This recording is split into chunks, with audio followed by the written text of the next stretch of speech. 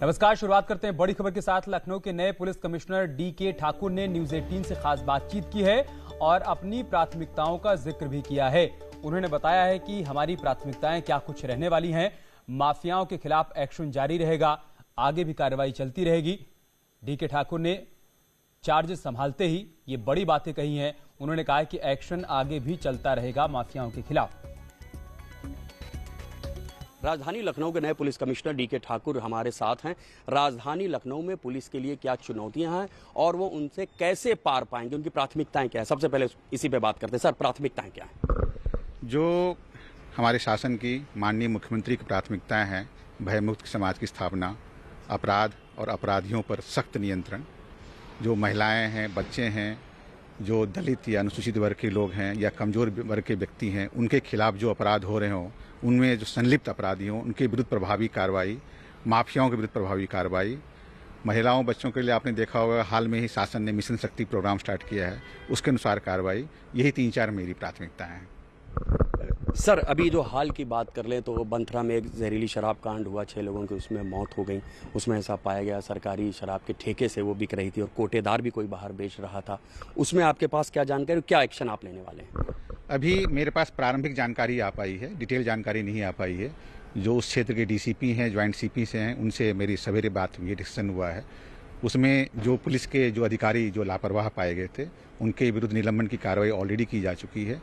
मैं चाहूँगा कि मैं भी भ्रमण करूँ उस एरिया का और देखूं कि न केवल बंथरा में, अपितु पूरे राजधानी में, पूरे लखनऊ कमिश्नरेट क्षेत्र में कहीं भी इस तरह की कोई समस्या, अवैध शराब के, अवैध मद्य के निष्कर्षण, उत्पादन, आपूर्ति, तस्करी आदि कोई भी कार्रवाई हो रही हो तो उसके विरुद्ध प्रभावी कार्रवाई की जाए। सर, बीते दिनों राजधानी में मुख्तार अंसारी से जुड़े हुए जो लोग थे उनके ऊपर एक कार्रवाई की गई थी और एक आरोपी उसमें प्रदीप सिंह जिसका नाम था वो गिरफ्तार भी नहीं हुआ था।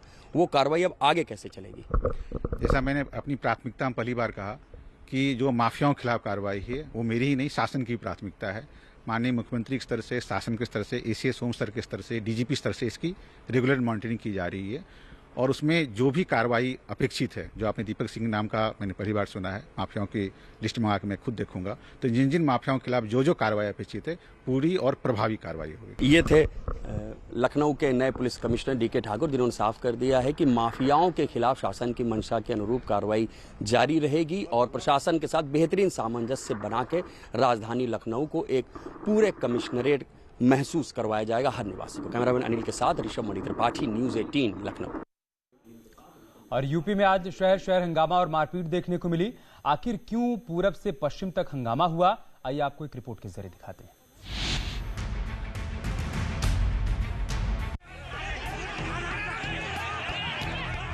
यूपी में आज शहर शहर हंगामा और मारपीट देखने को मिली।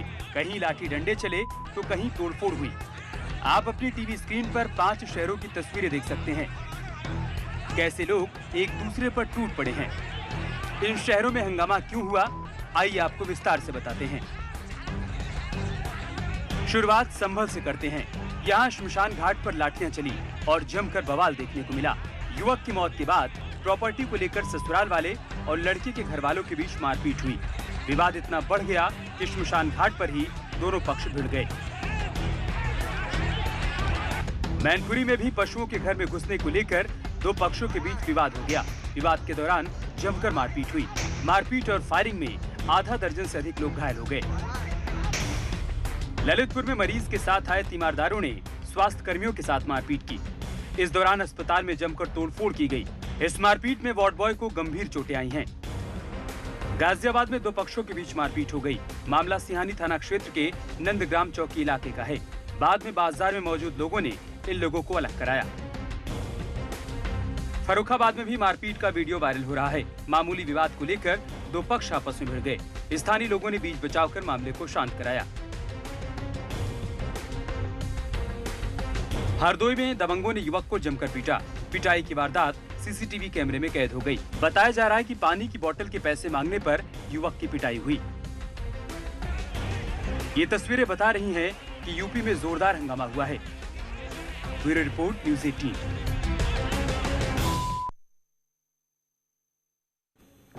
और यूपी में 69,000 शिक्षक भर्ती मामले में सुप्रीम कोर्ट ने आज यूपी सरकार को बड़ी राहत देते हुए इलाहाबाद हाईकोर्ट के फैसले को सही ठहराया। कोर्ट ने यूपी सरकार की कट ऑफ लिस्ट को सही ठहराते हुए सुप्रीम कोर्ट ने हाई कोर्ट के फैसले के खिलाफ सभी याचिकाओं को खारिज कर दिया। शिक्षा मित्र 40 और 45 कट ऑफ की मांग कर रहे थे, लेकिन कोर्ट ने कहा कि कट ऑफ 60 से 65 ही रहेगा।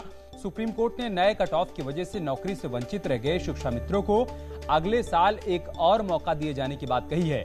69,000 शिक्षक भर्ती मामले में पहले ही मुख्यमंत्री योगी आदित्यनाथ ने 19 सितंबर को 31,661 पदों को एक हफ्ते में भरने का निर्देश दिया था।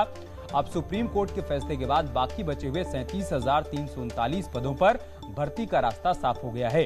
इन पदों पर यूपी सरकार के मौजूदा कट ऑफ 60 और 65 के आधार पर ही भर्ती होनी है।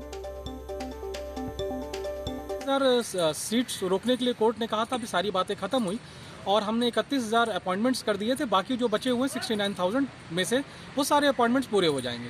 हाँ, शिक्षा मित्रों को आज के दिन आप कह सकते हैं कि थोड़ी सी ना झटका लगा है या वॉट एवर, पर मेरा ये मानना है कि सिर्फ 37,000 शिक्षा मित्र ही नहीं, जबकि जो 1.5 लाख के आसपास जिन्होंने टीटी क्वालिफाई नहीं किया, आप सोचिए उनको एक मौका मिला है कि वो अगली बार एग्जाम में फिर आ सकते हैं।